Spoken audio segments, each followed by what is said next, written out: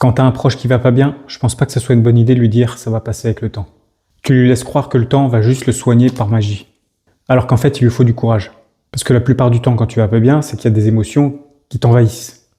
Moi, quand j'étais au fond du trou, j'ai pris la décision d'affronter tout ça. Et pas me cacher derrière, ça va passer avec le temps, il faut juste que j'attende. Une des clés, c'est d'arriver à évacuer toutes ces émotions qui sont en toi.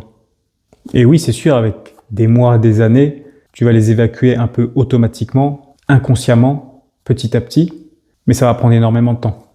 Moi, j'ai décidé de prendre la position de affrontement, acceptation, faire face à ces émotions pour s'en débarrasser soi-même et pas attendre que ça disparaisse par magie avec le temps. Et il y a des techniques concrètes et pragmatiques pour ça.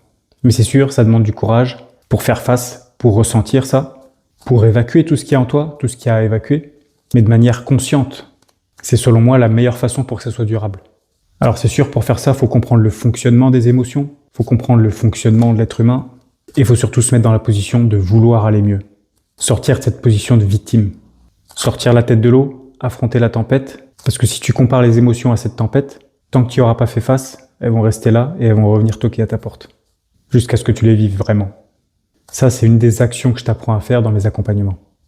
Mettre en place une hygiène mentale et émotionnelle pour arrêter de subir et reprendre le dessus.